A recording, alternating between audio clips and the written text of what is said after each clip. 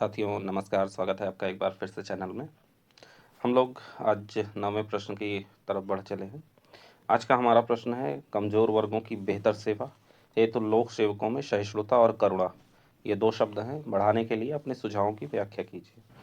ठीक है, तो कमज़ोर वर्गों की सेवा जो बेहतर हो सके उसके लिए लोक सेवकों में सहिष्णुता और करुणा किस प्रकार बढ़ाई जाए, उसके लिए अपने सुझाव की व्याख्या कीजिए, ऐसा प्रश्न पूछा गया था। ठीक है, उत्तर में हम बहुत सटीक भूमिका लिखेंगे। सबसे पहले समझते हैं कि है क्या, फिर उसके बाद देखते हैं भूमिका कैसे लिखी जाती है।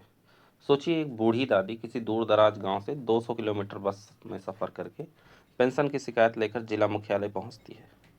लाइन में 3-4 घंटे खड़ी रहती है और काउंटर पर बैठे कर्मचारी की सिर्फ एक ठंडी सी लाइन, कागज पूरे नहीं हैं, अगली बार आना। कानून की भाषा में देखा जाए तो जवाब शायद सही भी हो, लेकिन इंसान की भाषा में देखें तो ये प्रशासन की सबसे बड़ी नाकामी है। यहाँ ना सहिष्णुता दिखी, ना करुणा। आज के इस वीडियो में हम इसी कोर इश्यू पर बात करेंगे, कमजोर वर्गों की बेहतर सेवा के लिए लोक सेवकों में सहिष्णुता और करुणा कैसे बढ़ाई जाए। ये टॉपिक खासतौर पर GS4 ethics, UPPCS, UPSC, BPSC और सारे स्टेट PCS के लिए बहुत इंपॉर्टेंट है, और साथ ही ग्राउंड लेवल एडमिनिस्ट्रेशन के लिए भी। चलिए स्टेप बाय स्टेप बहुत आसान भाषा और रियल एग्जाम्पल के साथ समझते हैं। सबसे पहले कंटेक्स्ट समझते हैं कि लोक प्रशासन का फाइनल लक्ष्य है क्या। सिर्फ स्कीम चलाना, फाइल डिस्पोज करना या टारगेट अचीव करना नहीं, बल्कि ये इंश्योर करना कि समाज के सबसे कमज़ोर व्यक्ति भी न्याय, अवसर और सम्मान तक पहुंच सके। कमज़ोर वर्ग कौन कौन है?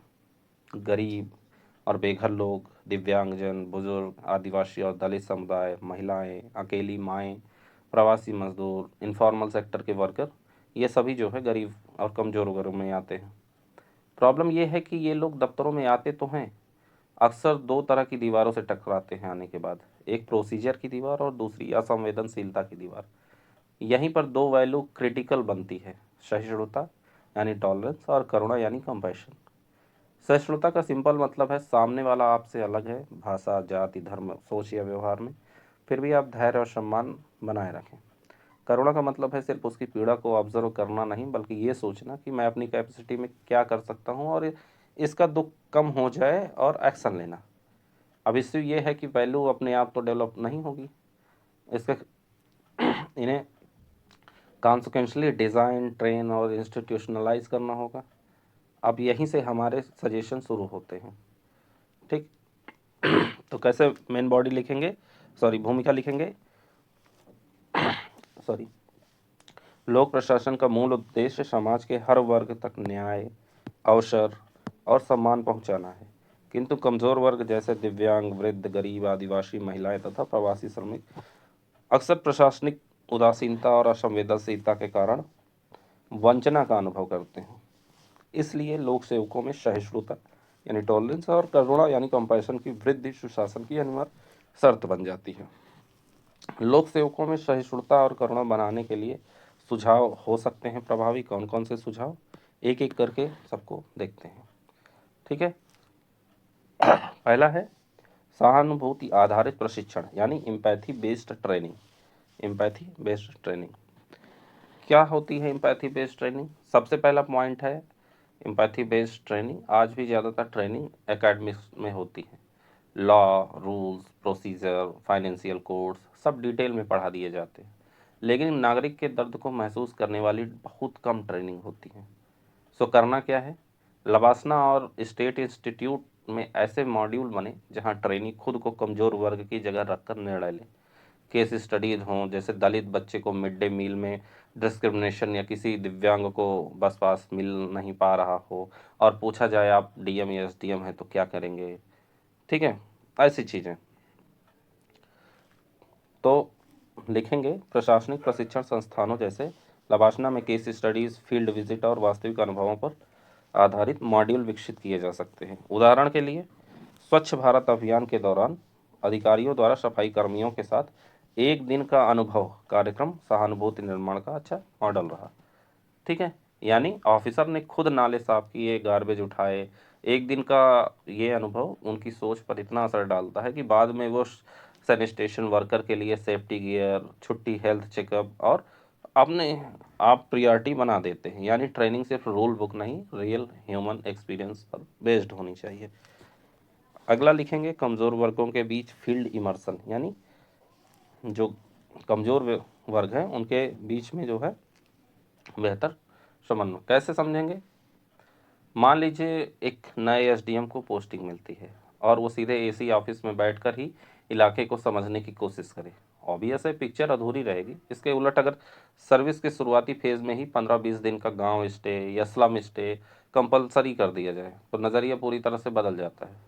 कुछ स्टेट ने ग्रामीण स्टे प्रोग्राम और ग्रामीण संपर्क अभियान जैसे इनिशिएटिव शुरू भी किए हैं, जहां डीएम एसडीएम गांव में रुककर लोकल परिवारों के साथ टाइम बिताते हैं, राशन लाइन देखते हैं, पीडीएस दुकान पर खड़े होते हैं, आंगनबाड़ी की क्वालिटी चेक करते हैं। ऐसे इमर्सन से क्या होता है, फाइल में लिखी कच्ची सड़क को आप पर्सनली बारिश में फिसलते हुए महसूस करते हैं। बिजली नहीं का मतलब सिर्फ बिल नहीं, बच्चों की पढ़ाई और सुरक्षा का मुद्दा बन जाता है। ये एक्सपीरियंस ऑफिसर के अंदर न्यूट्रल करुणा पैदा करता है और बजट में, डिसीजन मेकिंग में वीकेस्ट फर्स्ट या का प्रिंसिपल ऑटोमेटिकली दिखने लगता है। जैसे लिखेंगे कैसे, अधिकारियों को तैनाती के शुरुआती चरण में आदिवासी बस्तियों, आश्रय गृहों या वृद्ध आश्रमों में समय बिताना अनिवार्य किया जाए। इससे वास्तविक समस्याओं की समझ विकसित होती है। जैसे हाल ही में कई राज्यों ने ग्रामीण स्टे प्रोग्राम शुरू किए हैं। ठीक। अगला है प्रदर्शन मूल्यांकन में करुणा की को शामिल करना। अब करुणा को कैसे शामिल किया जाएगा प्रदर्शन मूल्यांकन में, तो आज ज़्यादातर एसीआर और एपीएआर इंडिकेटर क्या होते हैं, file disposal, revenue recovery, law and order, target achievement, यानी सब कुछ नंबर्स। लेकिन अगर सिस्टम या मेजर्स ही ना करें कि आप आदमी के साथ कैसे पेश आए तो ऑफिसर क्यों सीरियसली लेगा। इसलिए ज़रूरी है एपीएआर में कुछ नए घटक जोड़े जाएं। कमज़ोर वर्गों के लिए इनोवेटिव इनिशिएटिव लाए जाए, जन सुनवाई की क्वालिटी और प्रॉम्प्ट ग्रीवियंस रिड्रेसल किए जाएं, सिटीजन सेटिस्फैक्शन स्कोर या फीडबैक को देखा जाए। कुछ स्टेट ने people first type report card और 360 डिग्री फीडबैक एक्सपेरिमेंट शुरू किए हैं, जहां जूनियर्स, पीयर्स और पब्लिक तीनों से इनपुट लिया जाता है। जब प्रमोशन, डेपुटेशन, मेडल्स और पोस्टिंग में इन मानकों का वेटेज बढ़ेगा तो मैसेज क्लियर होगा, करुणा और सहिष्णुता भी मेरिट है। ठीक है, तो लिखेंगे कैसे, लोक सेवक मेरिट एवं दक्षताओं पर क्यों ना आके जाएं, लेकिन संवेदनशीलता जैसी नैतिक दक्षताओं को भी एसीआर एपीआर में वेटेज दिया जाना चाहिए। केरल सरकार ने पीपल फर्स्ट रिपोर्ट कार्ड में नागरिक संतुष्टि को शामिल कर इस दिशा में उदाहरण प्रस्तुत किया है। ठीक। अगला है नैतिक नेतृत्व यानी इथिकल लीडरशिप को बढ़ावा। कैसे बढ़ावा, कोई भी दफ्तर अपने लीडर की कॉपी बनता है। अगर कलेक्टर ही मीटिंग में चिल्लाकर बोले, कास्ट या जेंडर पर तंज कसे, गरीब कंप्लेंट को टाल दे तो नीचे स्टाफ भी वैसा ही सीखता है। इसके उलट इमेजिन कीजिए कि एक ऐसा डीएम है जो जन सुनवाई में हर व्यक्ति की बात पूरी होने तक शांत रहकर सुनता है, किसी महिला या बुजुर्ग कंप्लेंट को बीच में नहीं टोकता जो कंप्लेंट कर रहे होते हैं, स्टाफ को साफ मैसेज देता है हमारी प्रियॉरिटी वीकेस्ट पर्सन है।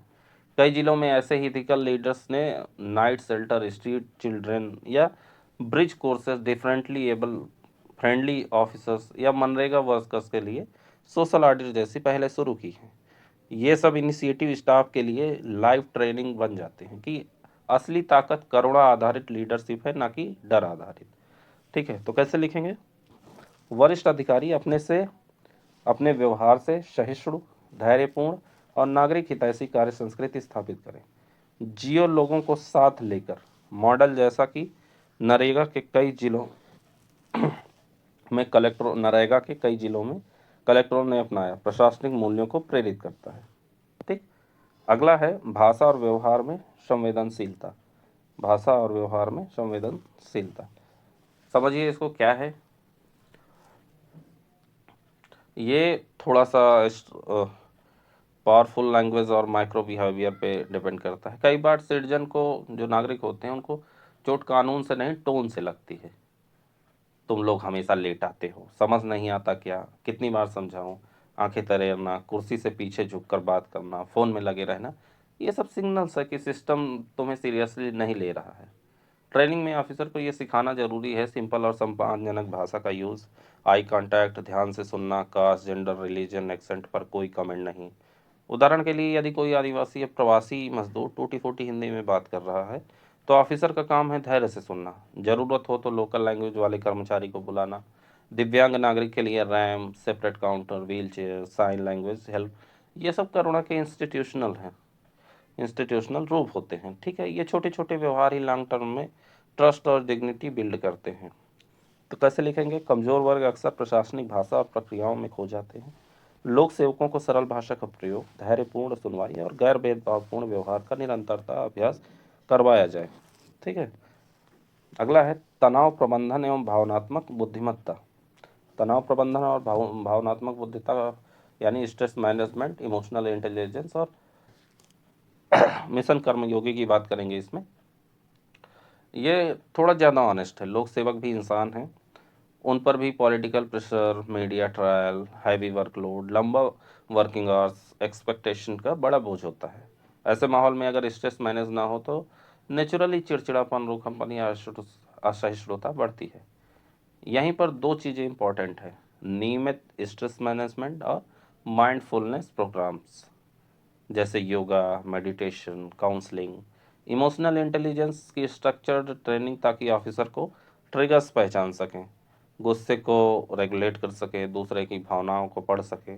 मिशन कर्मयोगी और आईजीओटी प्लेटफॉर्म्स पर अब empathy, active listening, conflict resolution, diversity और इंक्लूजन जैसी बिहेवियरल कॉम्पिटेंसीज पर जो जोर दिया जा रहा है वो इस दिशा में बड़ा कदम है। जब ऑफिसर भीतर से इमोशनली बैलेंस्ड होता है तो तब ही वो बाहर से करुणमय और सहिष्णु रह पाता है। अब इसको लिखेंगे कैसे कि तनाव प्रबंधन और भावनात्मक बुद्धिमत्ता में कार्यस्थल का तनाव कई बार असहिष्णुता का कारण बनता है।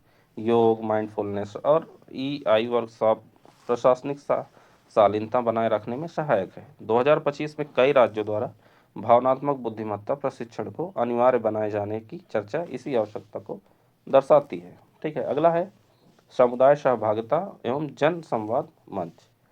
ठीक है, कम्युनिटी पार्टिसिपेशन और जन संवाद, इसके बारे में बात करेंगे कि है क्या। मान लीजिए कि जब ऑफिसर सिर्फ एसी तक सीमित रहता है तो जनता फाइल का नाम बन जाती है, चेहरा नहीं। लेकिन जैसे ही वो ग्राम सभा, मोहल्ला मीटिंग, स्कूल विजिट, एसएसडी बैठकों, वुमेन्स ग्रुप और यूथ फोरम्स में जाकर बैठता है, लोग उसके लिए स्टैटिक्स नहीं, रियल ह्यूमन बीइंग बन जाते हैं। कई जिलों में जन सुनवाई, मोबाइल जन दरबार, ग्राम संपर्क अभियान और सोशल मीडिया लाइव सेशन के अच्छे रिजल्ट दिखे हैं। शिकायतें जल्दी सुलझी, लोग खुले में बोल पाए, ऑफिसर ने भी डाइवर्सिटी को करीब से समझा। ये डायरेक्ट इंटरेक्शन ऑफिसर के अंदर न्यूट्रल टॉलरेंस बढ़ाता है। उसे दिखने लगता है कि अलग अलग समुदाय अलग अलग चैलेंज फेस कर रहे हैं। One size fits all solution काम नहीं करेगा। तो लिखेंगे कैसे इसको? नियमित जन सुनवाई, सोशल मीडिया इंटरफेस, महिला समूहों और पंचायतों से संवाद लोक सेवकों को समाज की विविधता समझने में मदद करता है। उदाहरण के लिए ग्राम संपर्क अभियान ने कई जिलों में प्रशासन जन विश्वास बढ़ाया। अब अगला कैसे लिखेंगे? कमजोर वर्गों की कहानियों और संघर्षों को पाठ्यक्रम में शामिल करना। ठीक है, यानी कमजोर वर्गों की लाइफ स्टोरीज को ट्रेनिंग में लाना। कैसे? सिर्फ डाटा और कानून पढ़ाने से दिमाग ट्रेन होता है पर दिल नहीं।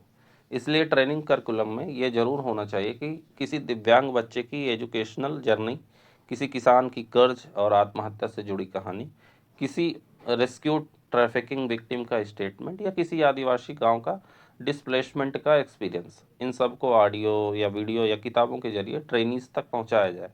आईएएस प्रिपरेशन के अच्छे प्लेटफॉर्म भी रिकमेंड करते हैं कि वीकर सेक्शन पर पढ़ते समय रियल लाइफ एग्जाम्पल और रोल मॉडल सिविल सर्वेंट की कहानियां समझनी चाहिए।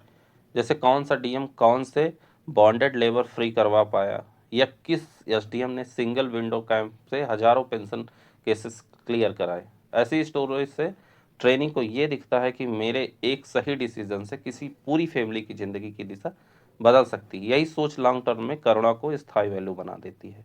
यानी दिव्यांगजनों ट्रांसजेंडर समुदाय, बुजुर्गों और किसानों की वास्तविक जीवन कहानियां प्रशिक्षण में शामिल की जाएं, ताकि भावनात्मक जुड़ाव बढ़े। यह दृष्टि समावेशी भारत के लक्ष्य को मजबूत करती है। ठीक है। अगला है, कैसे लिखेंगे? कानूनी नैतिक दायित्व की स्पष्टता। कानूनी नैतिक दायित्व की स्पष्टता कैसे?